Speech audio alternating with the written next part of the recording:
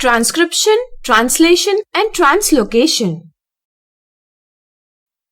Proteins are needed for carrying out various body processes. Here in this video, we will understand the process of protein synthesis, which involve transcription, translation, and translocation. Ideally speaking, proteins are synthesized in the cell of the body. The information needed for protein synthesis is present in the deoxyribonucleic acid or DNA of the cell. It is located inside the nucleus. However, the actual process of protein synthesis takes place outside the nucleus. The information from the DNA is transcribed or copied to messenger ribonucleic acid, a molecule similar to DNA but with single strand. It in turn transport this information to ribosomes. The ribosomes and transfer ribonucleic acid use this information to produce the proteins. This basic flow of information from DNA to RNA and to ribosomes is called the central dogma in science. For understanding it in detail, let's first revise the knowledge about the DNA.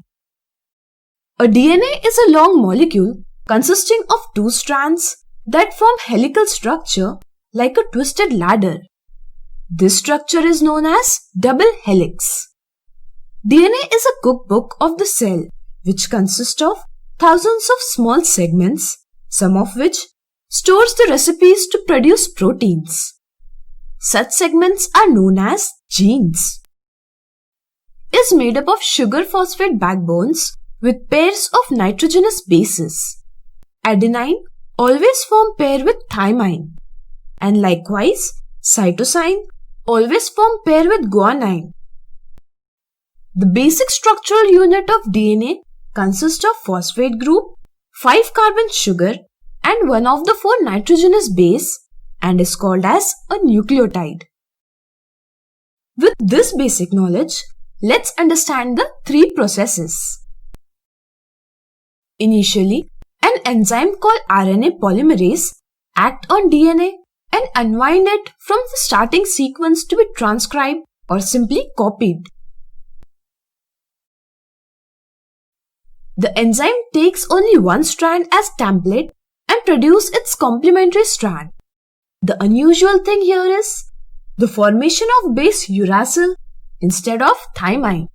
It happens because formation of uracil is energetically less expensive. The most important thing is information remains same even if the format is changed. It is just like noting down the recipe from cookbook in your own words. The information is same, but the format is different. Once the transcription process is completed, the DNA strands rejoins and the mRNA is transported outside the nucleus into the cytoplasm. The ribosomes gather around the mRNA and here starts the process of translation. Understand it like producing the food from the recipe. The 3 nucleotides on mRNA forms a code for an amino acid. These are called triplet codon. Amino acids are the basic building block of proteins. For every triplet codon, there is transfer RNA or tRNA carrying an amino acid. The sequence on tRNA is called anticodon. Inside the ribosome, the start codon is recognized. A tRNA having anticodon with complementary sequence attaches to it.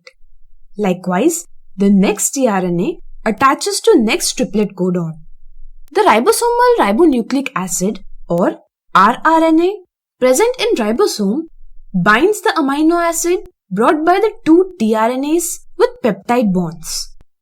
Once the bonding is done, the tRNA corresponding to first codon transfers amino acid to tRNA corresponding to next codon. This whole process is termed as translation.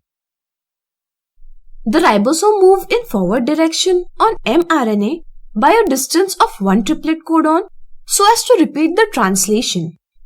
This is called translocation. As a result of transcription, translation, and translocation, there is formation of an amino acid chain. The chains formed by different ribosomes joins together so as to form a complex protein. Together, these processes can be termed as gene expression. The familiar example is transfer of characters from parent to child. Sometimes, sudden changes occurs in gene. Sometimes, any nucleotide changes its position. It causes a change in the organism's character. This is called mutation. I hope you have understood the concept of transcription, translation and translocation very well. Thanks for watching this video.